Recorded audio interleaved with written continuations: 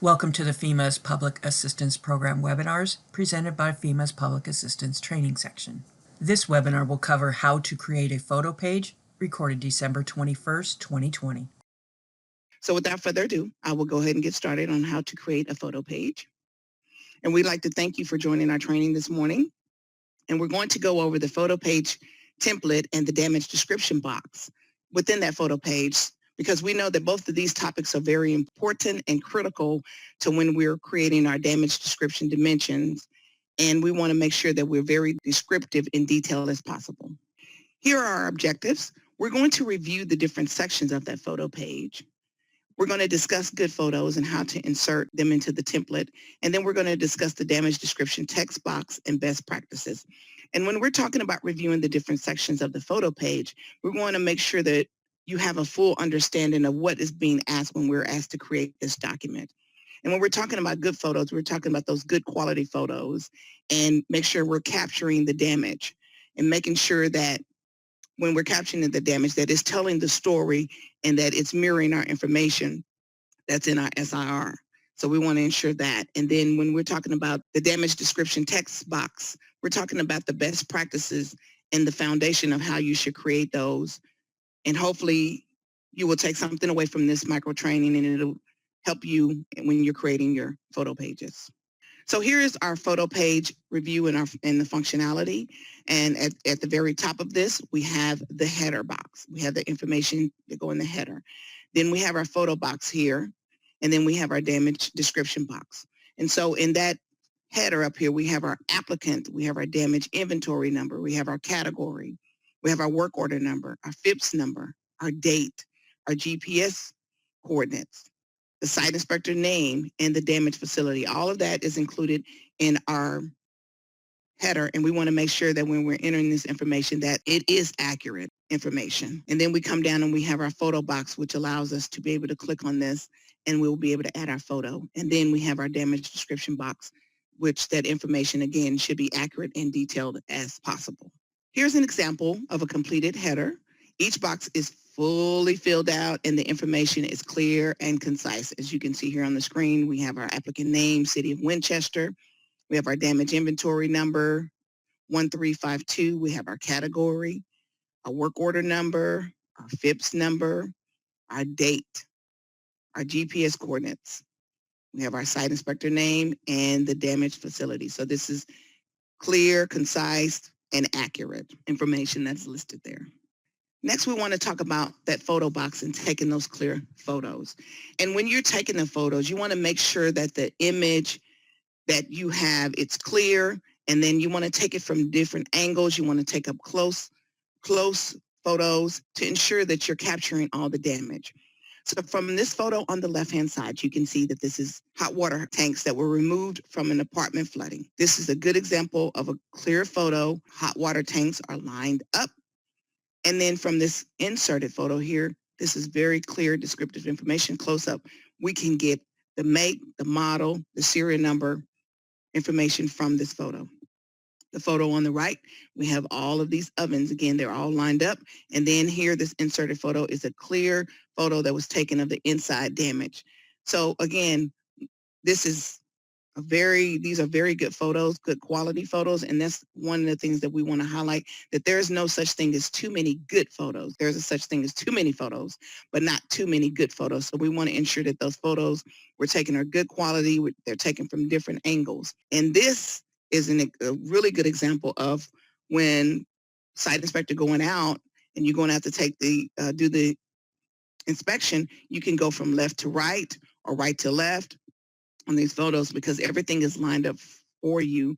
It's all lined up here, and you can just go, again, left to right or right to left, whichever your preference is. This photo has captured everything that you wanted to capture. And again, it's telling the story, and it'll match that information on your site inspection report.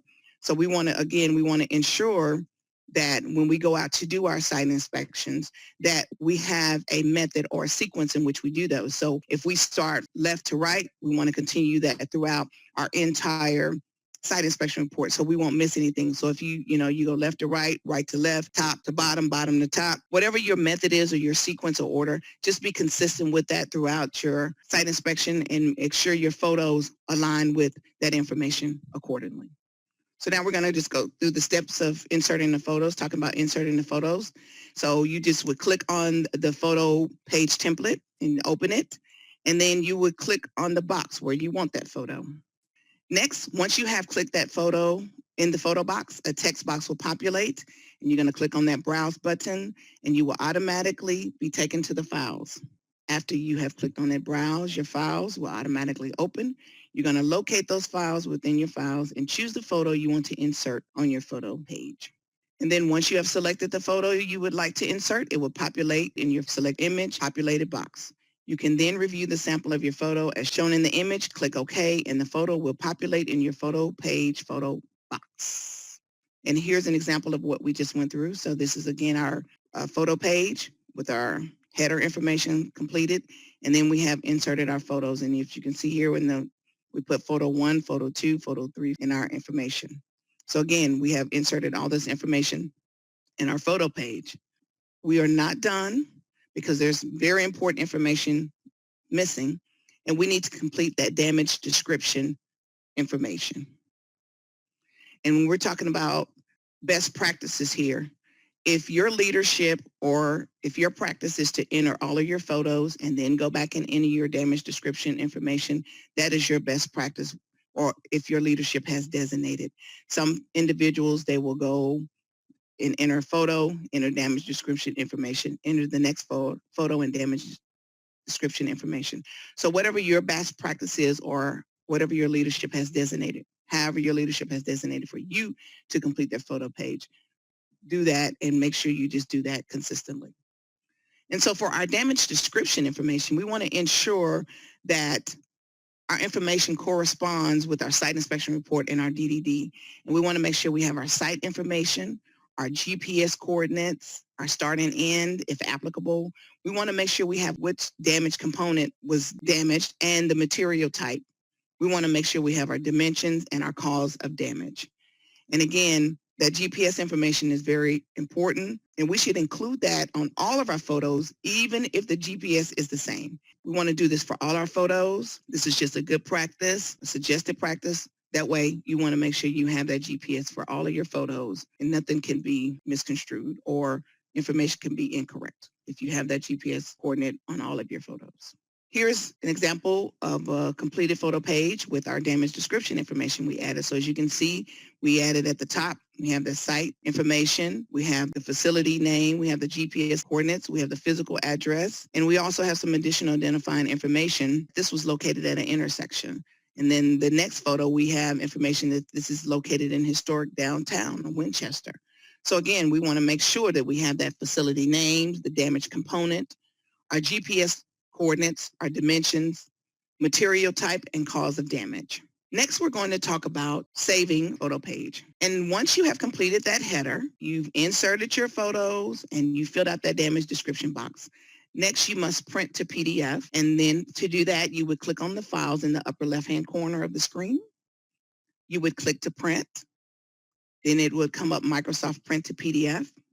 And then you would hit the print button, which would then allow you to save. And make sure when you're doing that you use the naming convention and you save it to your desktop or to your folder to that specific work order or damage inventory. And we're actually going to go through these steps as well. So that's the process of saving your information and ensure that it's going to the correct folder on your desktop. Next, we're going to talk about the utilization of drawing tools. And these are just drawing tools that can further assist the site inspector in the development of your photo page. It's just an additional opportunity for more information. It would draw the viewer's eyes directly to the damage being identified within the photo. And so these are just simple little tools that are available to us, and we can just utilize those again on our photo page.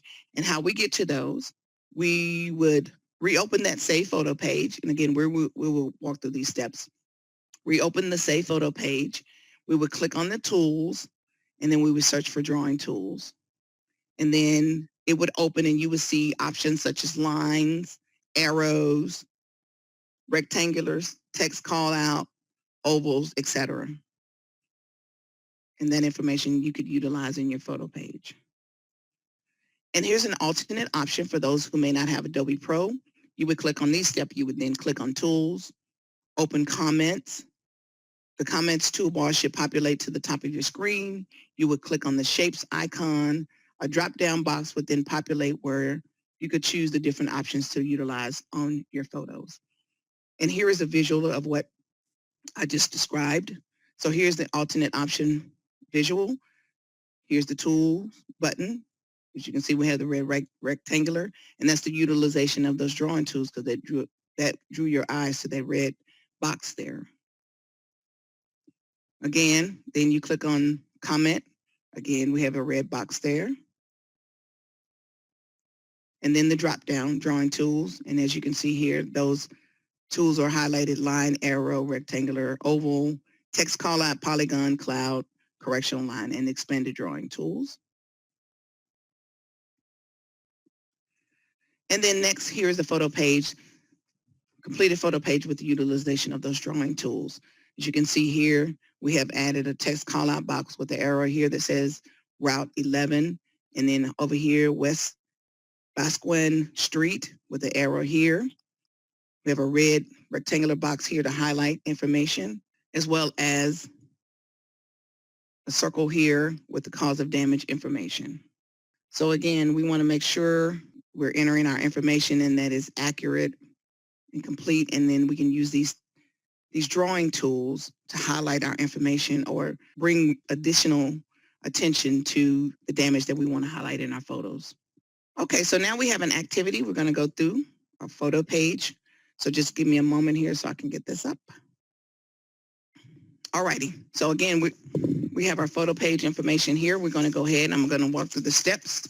And again, everything we're doing here is for demo purposes. So I'm going to enter this information here. So we're going to start with the name of our applicant, which is Mary Lou Town, and our damage inventory information, which is 3334. Make sure we have our category, and this is important, ensuring we're utilizing the correct, putting our correct category in there. I have our work order numbers 1, 2, 3, 4, 5. Our date of damage, November the 30th, 2020. I have our GPS coordinates. I'm going to type these in. 31.93. No. 1.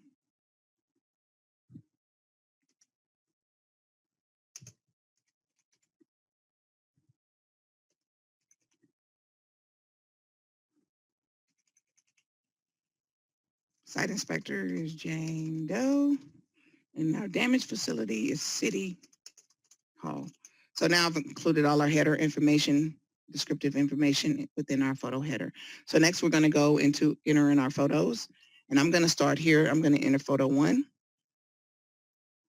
I will click on the box, browse.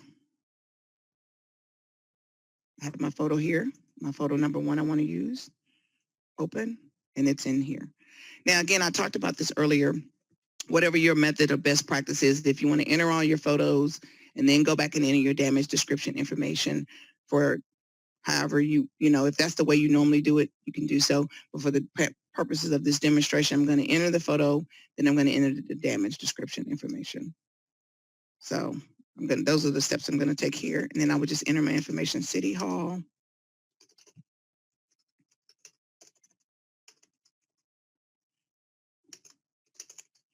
And I'm going to go ahead and enter my GPS coordinates here. And because they are the same, I'm just going to copy and paste there. Make sure your GPS coordinates are accurate. And again, you want to enter your GPS coordinates for each one of your photos as a good practice. That way you want to make sure you can identify each one of those photos. So I have that information in there. I have my damage component information, I have my GPS coordinates, and then I have my cause of damage information entered there. So then I would move to photo number 2.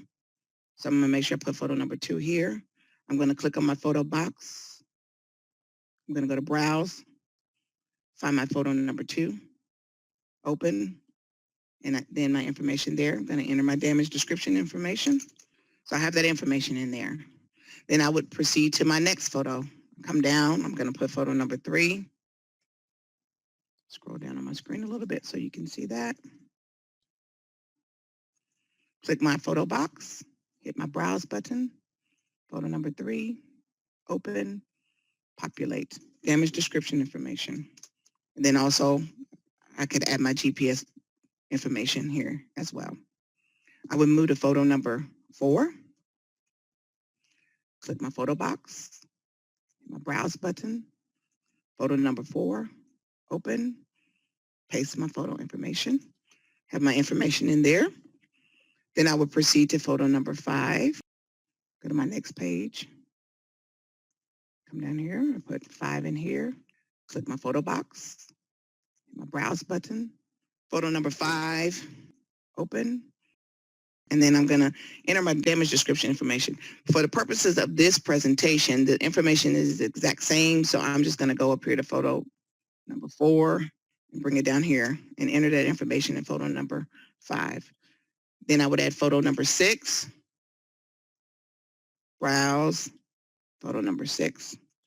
Again, for the purposes of this demonstration, the information is exactly the same, so I'm just going to paste that information there. And then you could also add your GPS coordinates as we discussed earlier in each one of your photos just to make sure you have that identifying information. So now our photo page is complete. So we're going to go through the part about saving them. So we go to File. We would go to Print. And see it says Microsoft Print to PDF. You're going to go to Print. And then it should come up to allow you to save. You're going to start with your naming convention, which should be Mary Lou Town. Then you have your work order number.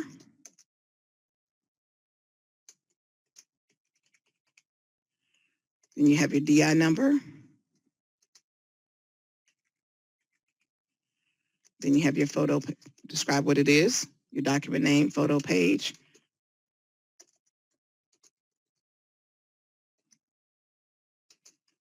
And I'm just going to add a number here because you can see I've done this several times. And you go through that, and then you would save that information into your folder. And it says, see progress, saving that information. So you have saved your photo page. And while we're here, now we're gonna talk about those drawing tools because our photo page has been saved. So as you can see here, here's the comment folder that we talked about. So you would just click that information. And then here's the drawing tools, that drop down information, populate. Here's our line, our arrow, oval, text call out box. So if we wanted to use that, we could just put that there. And then we have a text call out box on our photo page. We wanted to come over here and use another drawing tool, draw a circle there. That's the utilization of our drawing tools there. And that's just how that information, and again, this is just something you can use to draw the reader's eyes to a damaged component that you want to highlight in your actual photo page. And so that's basically our demonstration of this photo template page. Okay, well, here's our information regarding the DHS Office of Inspector General hotline. This is to report corruption, waste, fraud, abuse, mismanagement, and misconduct to the Department of Homeland Security Office of Inspector General. Phone number is 1-800-323-8603. Mail, have the physical mailing address there on the screen if you'd like to send in any information. Here's information on our Procurement Guidance, our PDAT. And this is the review of our FEMA's Procurement and Disaster Assistance Team website. And this is information, good guidance for our subrecipients, subrecipients, so they can review our procurement, the federal procurement and contracting guidelines, and just good information for them to have. Here is our grants manager, grants portal hotline information, our national hotline hours of operation, and our Puerto Rico hotline hours of operation as well. And also we have our email support address listed here. You can send questions, or, if you have questions, you can also email them if you don't want to call the hotline. And that concludes this presentation of how to create a photo page.